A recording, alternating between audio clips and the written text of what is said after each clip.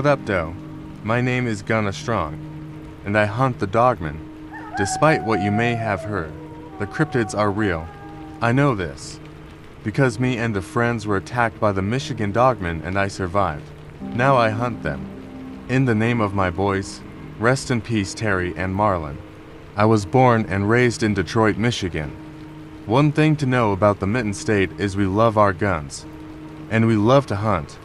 As a child, I would go hunting with my father and two younger brothers in the Manistee Huron forest.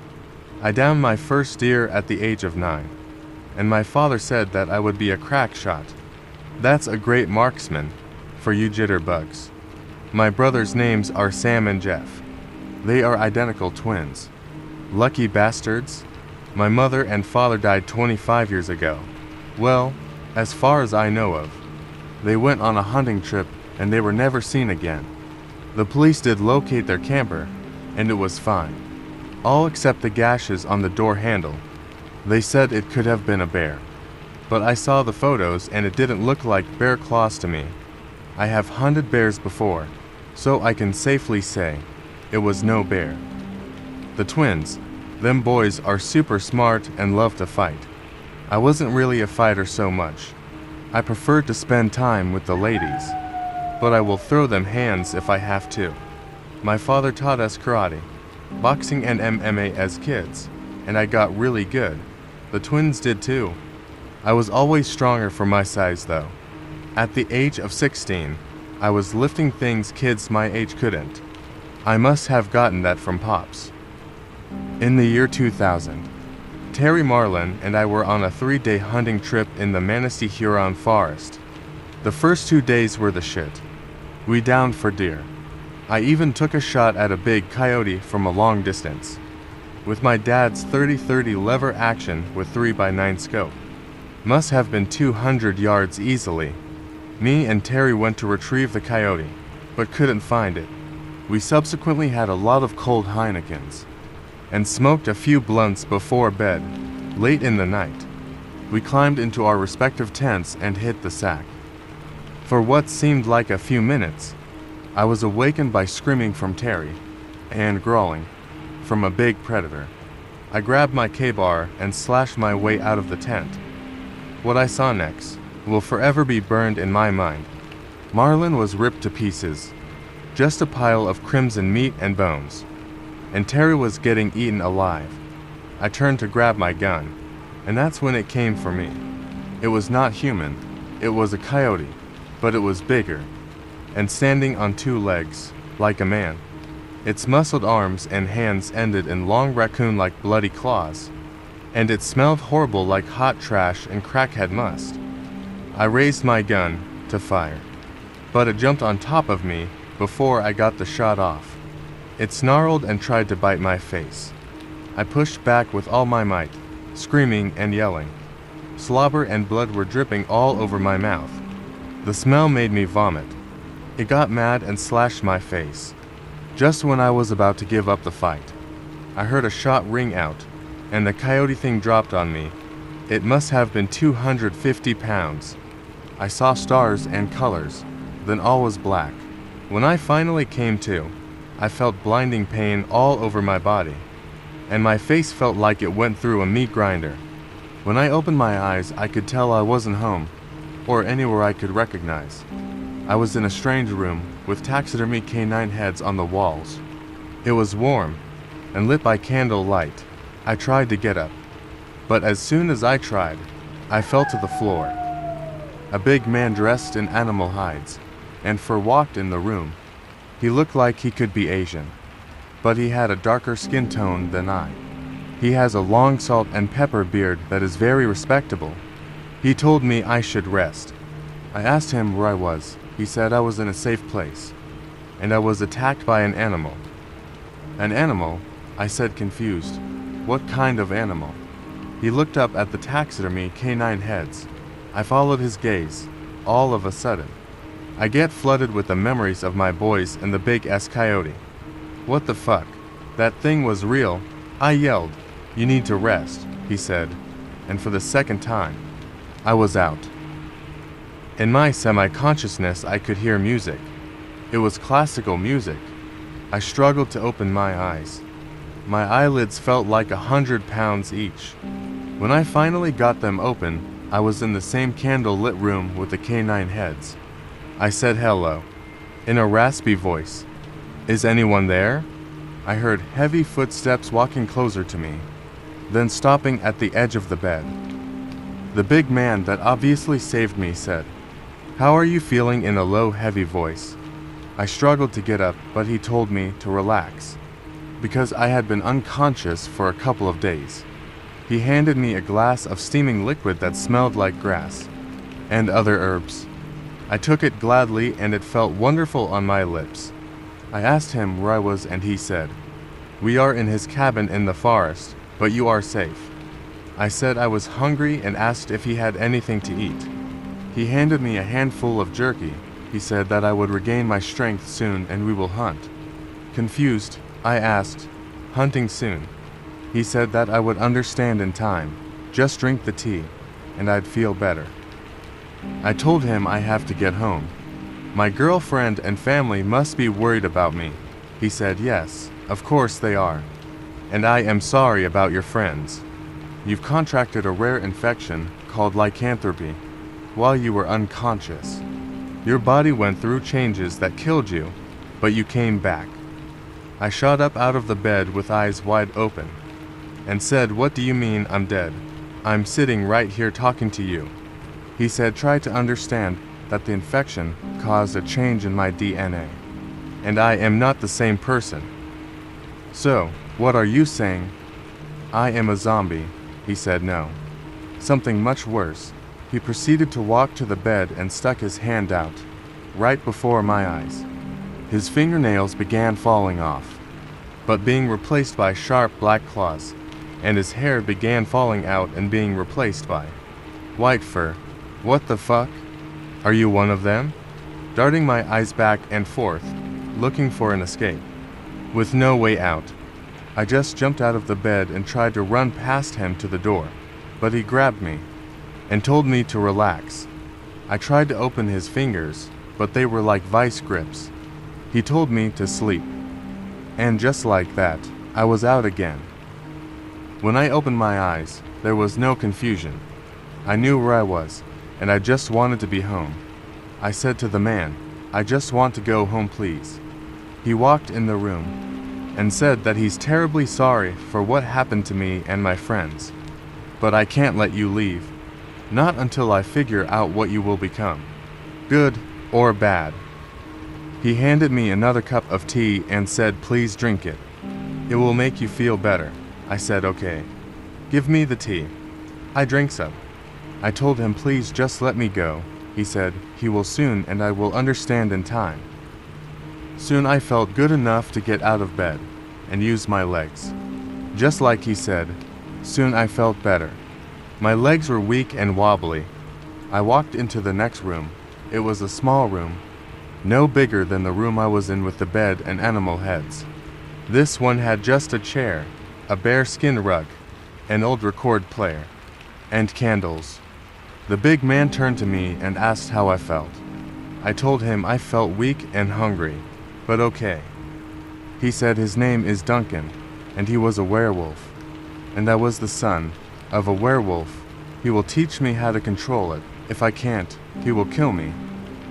He told me to come and sit. I walked over to a deer hide chair and sat down. It was extremely comfortable. He told me he was the son of Yasuki, the black samurai, and he is 425 years old. He said he is my grandfather, and my father was also a werewolf.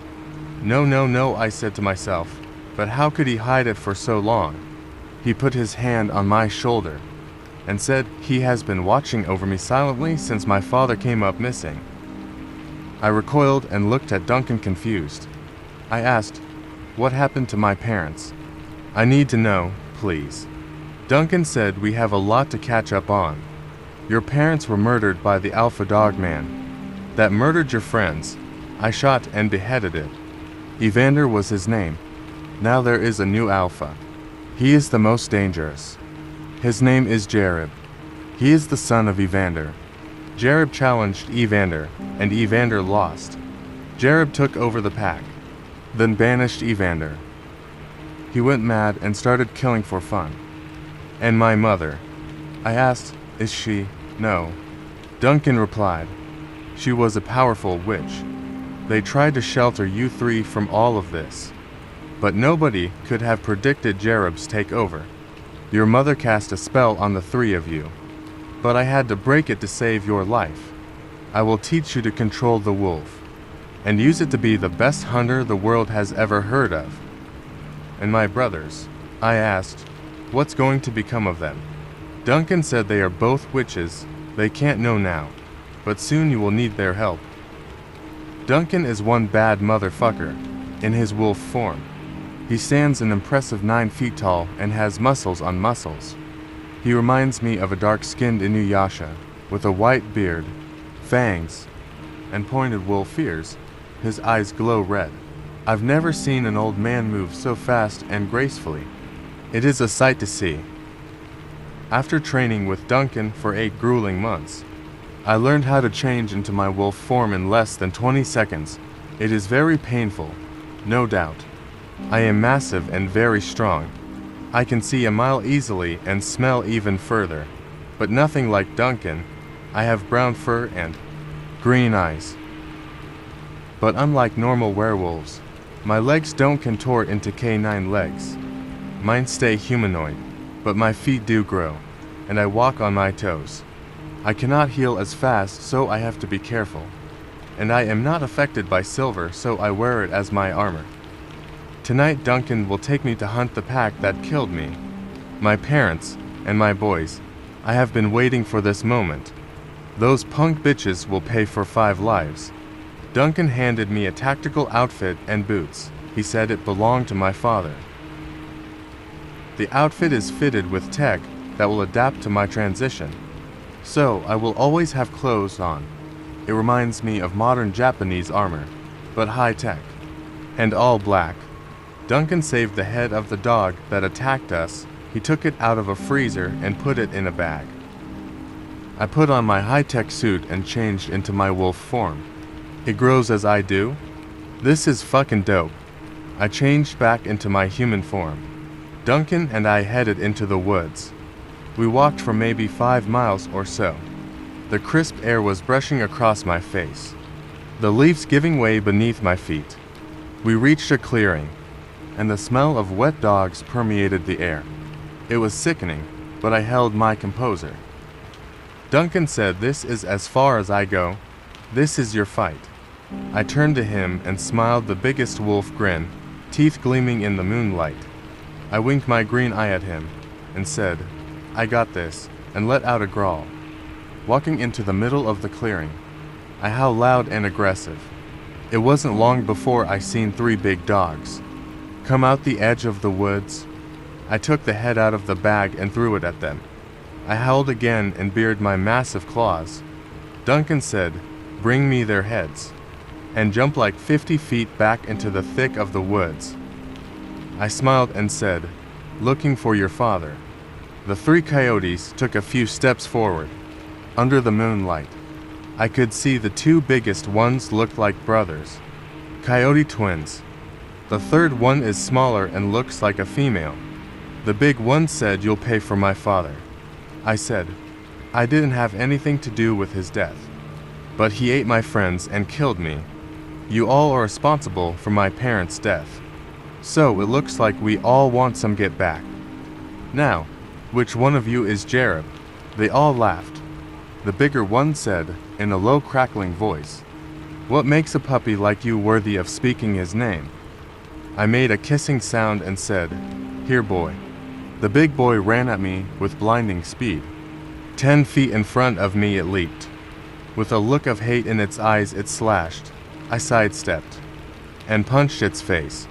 It yelped and spun 3 times before hitting the ground. It tried to get up, but a kick to the face put him back down.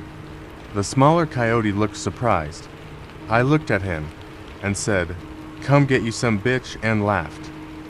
He growled and balled its claws into fists. The big boy wasn't dead yet, before the other attempt to attack. I picked its dying brother up off the ground and threw him, and they smashed together. The grotesque sounds of bones breaking made the female coyote shudder. She took a step back, turned and tried to run. I jumped and landed on top of her. I turned her over, pinning her to the ground. "Where are you going?" I asked. "What's a little sexy bitch like you doing in the woods all alone?" She recoiled. I licked her face and smiled. I told her to let Jared know I want to see him.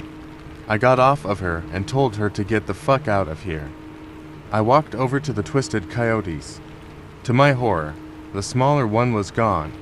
Just then, I felt a big blow to the back of my head. It made me stumble, but I caught a tree. Stunned but still alert, I searched the woods. Another blow.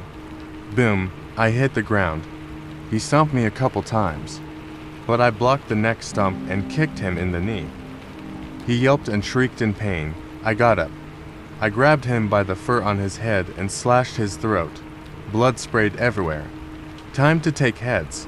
I slashed and tore off their heads, held them in the sky and howled. I was starving, so I ate the two fuckers. Let me tell you, they tasted great. Back at the cabin, Duncan was waiting outside. I dropped both heads. He looked at me with concerns. Covered in blood, I said I feel great. I changed back into my human form.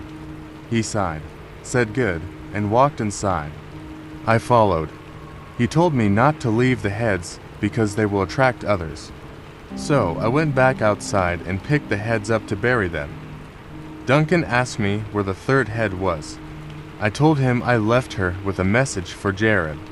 Duncan asked me if it was a wise thing to let her go. I told him I wanted to take the whole pack out. Duncan told me there are 10 that he knows of, but there could be many more. He said since Jared's takeover, strange things have been lurking in the woods. Things he's never seen before. Like what? I asked. Duncan said, a way to infect felines with lycanthropy. Normally it only infects canine and primates. Duncan explained. That is a difference between dogman and werewolves. Werewolves can change from human to canine at will, dogman cannot. Werewolves can get pregnant, but their offspring cannot change. They are just dogmen. They are smaller, extremely violent, and a bit less intelligent. But they can still speak. Jared is one of a kind. He can change into a human at will, and he's very intelligent. He has been breeding the pack for certain attributes, mostly for the hate of humans and hunting them for food. He has to be stopped. If not, his dogs will consume all of Michigan. Then, well, I'm sure you get what I'm saying here. I am part of a newly formed unit called KOSA. We have 11 other hunters in 7 other states. Apart from me, Jared is becoming a very big problem in Michigan. Our family died at their hands, so it's our family's obligation to kill them all. Duncan asked me if I was up for the challenge. Fuck yes. I replied, I was reborn for this. Duncan moved the chair I sat in earlier, then rolled back the bear skin rug, revealing a steel door. He muttered something under his breath, and the door opened about 2 inches, and a keypad shot out and clicked into place. Duncan entered a sequence of numbers, and the door finished opening in an audible clank. A staircase pushed out from the hole's wall. Simultaneously, a light came on, revealing a white room. It reminded me of a clean room that scrubs the air. I followed Duncan down into the sterile-looking area. There were hieroglyphs and red ink in a straight line. Down the wall of the room, about midway between the ceiling and floor, I asked Duncan, "What is this place?" Duncan touched a few of the hieroglyphs in a random order, and they lit up orange with each touch. After a short period, they all turned green, and I heard mechanical clicking before the whole wall rolled up, revealing all kinds of weapons. Duncan said, "Take what you need." I walked over to the large arsenal and took a look, smiling. I grabbed a 10-gauge shotgun, a Magnum BFR 30-30, and a katana. I started to walk away. but a big silver warhammer caught my eye. I put the katana down. I'm not much of a swordsman anyway, but I can definitely smash some dogman faces with this. Duncan looked at me and sighed. I said what? He told me to take a blade. I picked up a Rambo-style combat knife. He told me to hold it out, touching the blade. He spoke the mumbled words again, and it started glowing black. To understand what I mean, picture an LED TV with no picture, just the black screen. I asked Duncan what words he kept saying. He said he cast a spell. This knife will cut with 0 resistance, so don't cut yourself. Duncan said, it's time for me to go back to my brothers, but do not let anyone see me.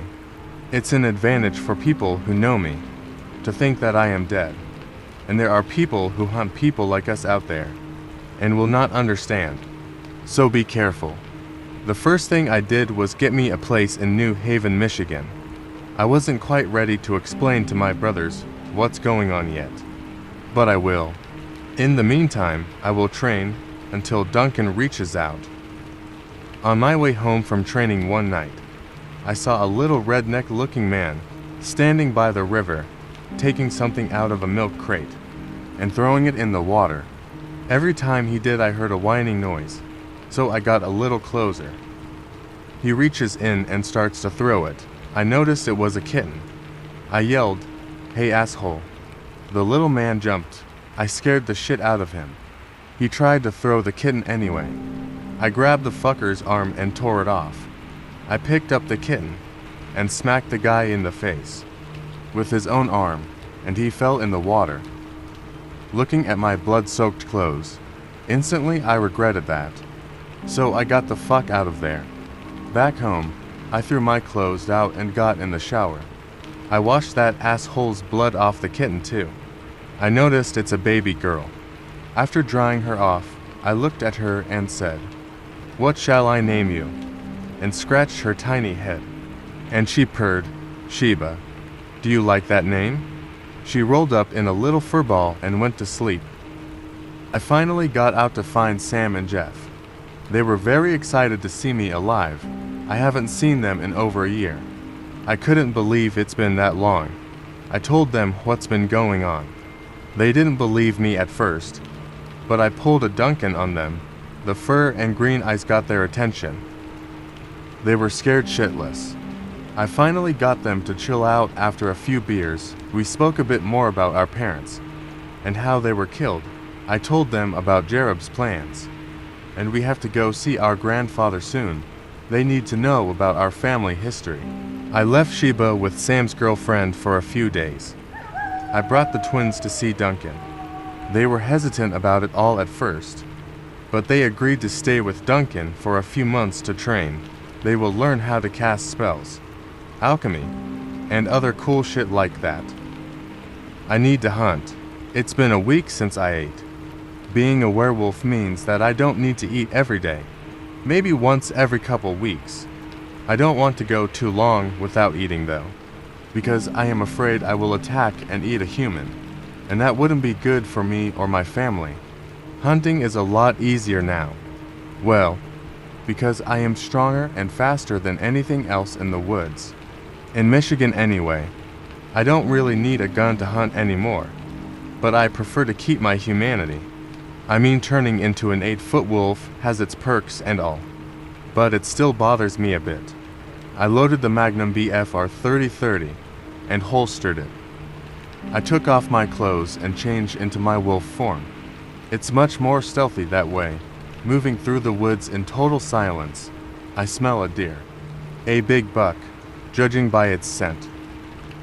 I creeped up on him and changed back into my human form. Pulled out my big S Magnum, took aim, pulled back the hammer, and bang. There's not too much that can take a 30-30 and walk away. I ate him right there. I will spare you from the grotesque feeding of a werewolf. It's a bloody mess. I jumped in the river by Duncan's cabin to get cleaned up. Just as I was pulling my pants up, I caught a familiar scent that grabbed my attention. It was still far off, maybe a quarter mile, but getting strong fast.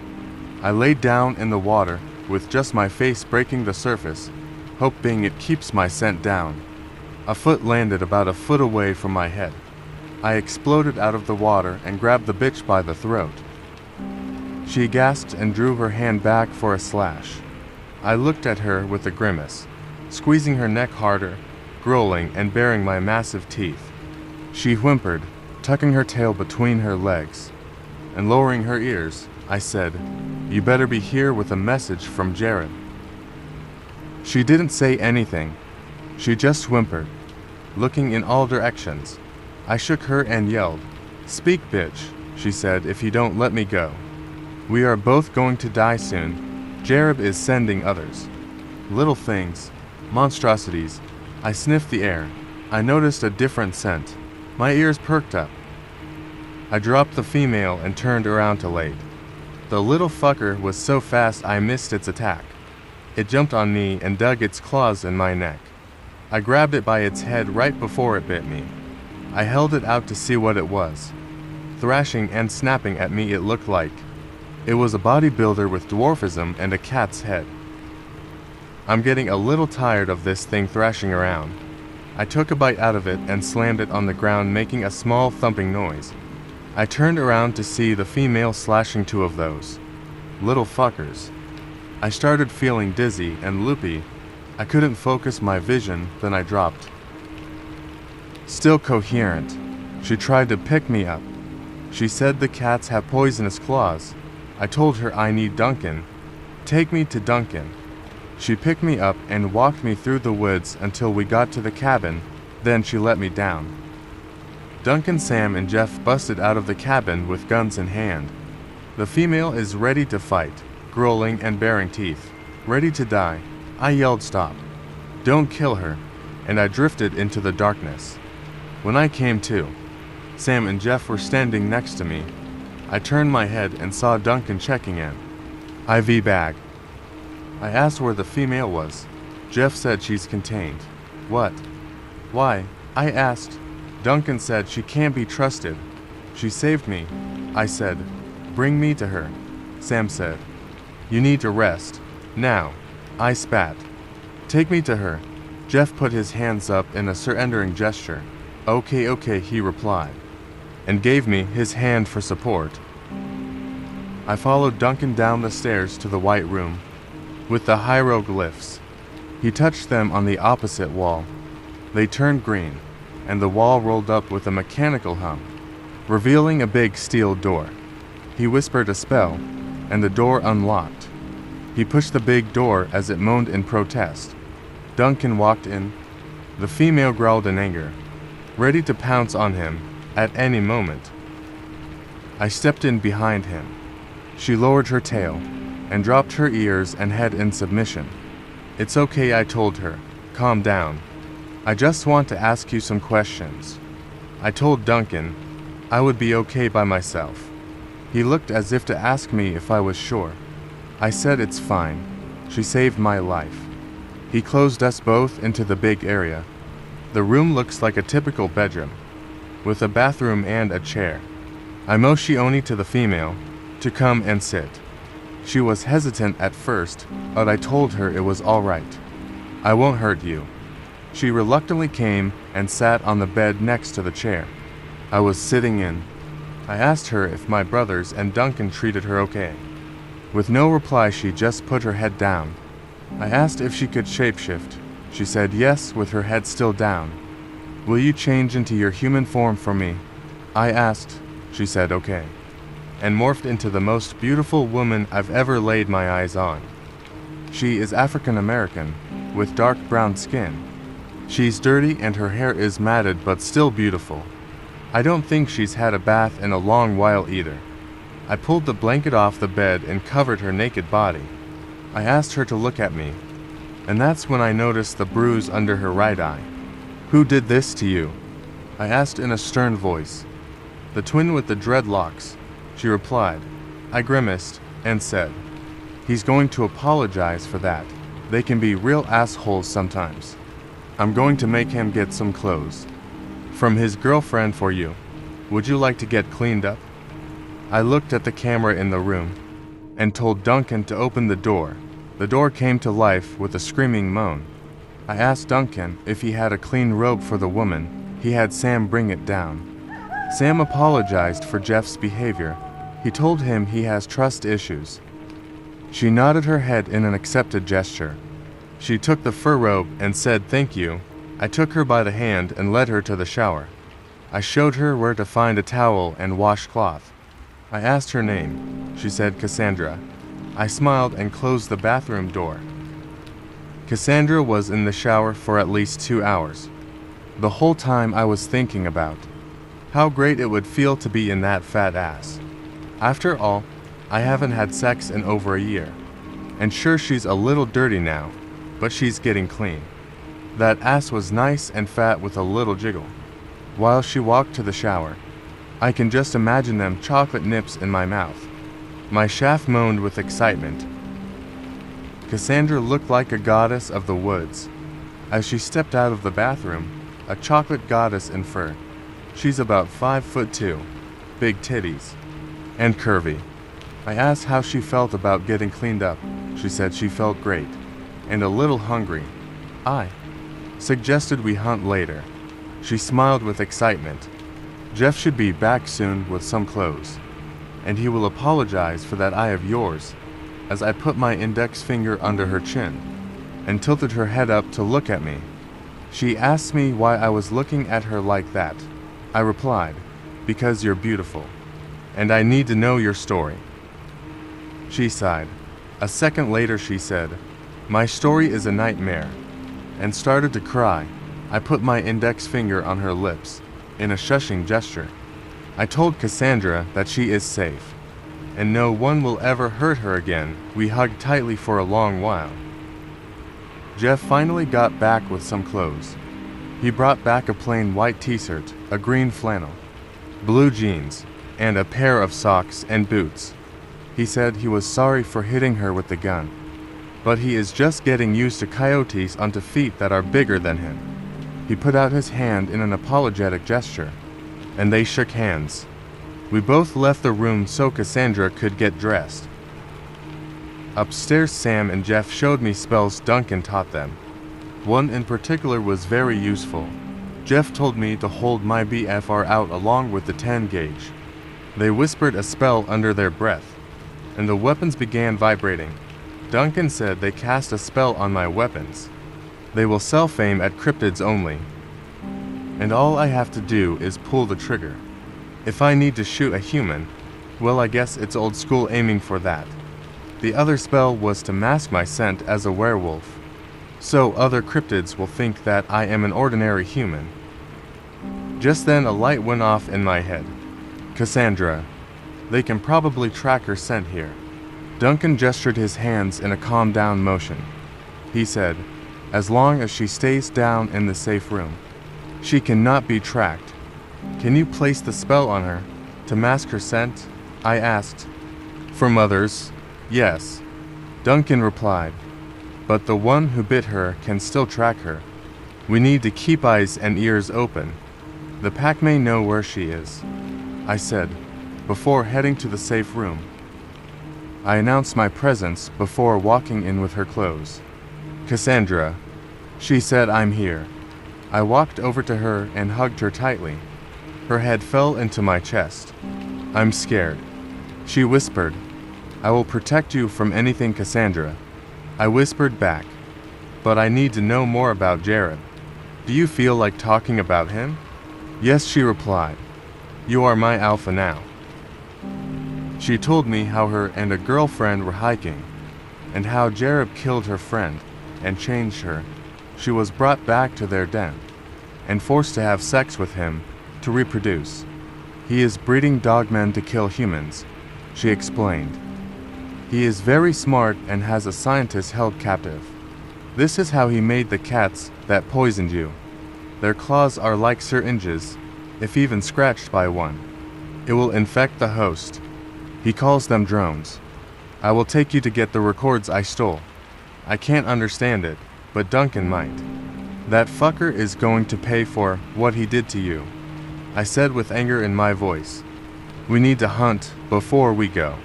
You need to regain your strength." She nodded in agreement. I tilted her head up and kissed her. She melted in my arms, and it felt right. "You are mine," I said before thinking about it. "She is mine. Mine to protect and love." Me and Cassandra went for a hunt, close to Duncan's cabin. Sam and Jeff were nearby as well. We needed to keep Cassandra safe. We changed into our canine selves and ran through the woods without making a sound. I can tell Cassandra is deadly. The way she moves and jumps over obstacles is mind-blowing. No wonder why that ass is so perfectly round. She stopped suddenly. She had a buck in her sights. She shot out before I could even blink, and had the buck by the neck, sinking her teeth into it until it stopped fighting. We shared the feast soaked in blood until the deer was devoured. It made me horny, watching her hunt. She is a beautiful killer. We changed back into our human form. I grabbed her and pulled her into me and kissed her. Her hands found my chest, and she caressed me. She was just as horny as I. Her warm hands searched my body until they found my meaty shaft. She massaged me until I was engorged with excitement. My hands traced her perfectly round brown heart-shaped ass, until my fingertips found her massive cuffs, and I squeezed with possessiveness. She gasped as she stroked me faster. I slipped my finger into her very wet sex, and she moaned. I was just about to shoot my life-giving fluids, when I caught a scent in the air that snatched my attention. Cassandra said, "It's the drones. We have to go now." Scooping up my now vibrating weapons, something shot out of the woods behind me, and I swung the war hammer with fury.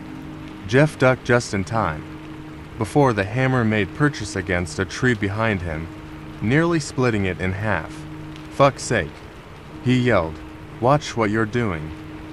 "Take Cassandra back to the cabin now," I yelled. Preparing for battle, I changed into my wolf form and growled, clenching my war hammer in one hand and BFR in the other. A big ugly matted coyote walked out of the thick of the woods growling at me. I growled back and smiled. "You must not know who the fuck I am." I spat at the ugly beast. It lunges at me with a sickening smell. I stepped to the side and spun around, smashing the ugly fuck in the head with the hammer, making a wet thump, like a watermelon being split open. It dropped to its knees, with blood dripping from its head, then face first on the forest floor. I squeezed the trigger on the BFR and blew the fucker's head off. For extra measure, a low progressive laugh filled the air around me. Searching my surroundings, I seen the little cat fuckers starting to surround me. The laugh got louder and deeper as the trees and ground protested. He emerged out of the darkness. The biggest coyote I've ever seen was standing before me laughing. "Is there something funny?" I asked. The huge mass of a dog said, "I heard you were looking for me." "Ah, you must be Jareb," I said. "You must be Duncan's grandson. You have something of mine." The beast said, "Too bad, you won't get to fuck her before you die," he said. He laughed. "But I can tell you how that pussy was." I raised the BFR and squeezed the trigger 3 times in quick succession. Bang, bang, bang. He moved so fast it was like a blur. The 3030. Rounds pierced nothing but air. He motioned to the cats. 3 of them attacked. I aimed, bang, click, click, shit. I smashed one in the ground with the hammer. The last one jumped on me, but my fur protected me from the poisonous claws. I snatched the little fucker off of me and stepped it dead. Jareb launched at me and hit me with an uppercut. That would have made Mike Tisson proud. It broke my jaw and teeth, then kicked me in the chest. It sent me flying into a tree and broke my back. He walked over to my broken body and started to stomp, but Duncan dropped from a tree in front of him.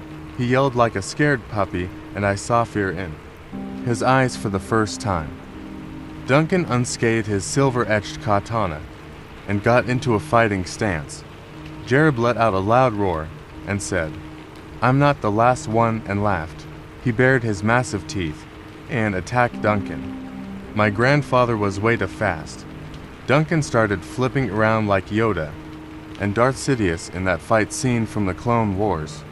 It was fucking amazing. Duncan landed on the ground pivoting his back foot. I was regenerating the whole time and had my 10 gauge. I aimed at Jarub's head. Duncan smiled and sheathed his sword. Jarub turned just in time to hear click clack boom. The energy dump from the 10 gauge slug made Jarub's head explode. In a fine pink mist, we met Cassandra, Sam and Jeff back at the cabin. Cassandra convinced the twins to go with her to retrieve the stolen records, while me and Duncan were fucking Jarub up. I wasn't happy that she put her life in danger, but it worked and we now have most of their research. Duncan and the twins have been on the case, meticulously researching every lead and following every thread they can find. Their hard work has paid off, as they've discovered some intriguing facts about Jarub. Jarub has been experimenting with cloning. Imagine that. This revelation explains why our encounter with Jarub, who seems so familiar yet different at the same time. This Jarub was likely a clone. Hello everyone, welcome back to my channel. I'm absolutely thrilled to have you here.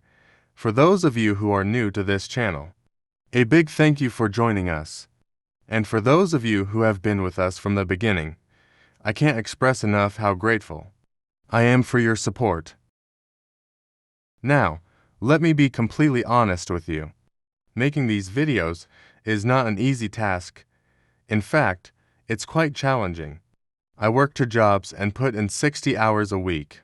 On top of that, I edit everything myself.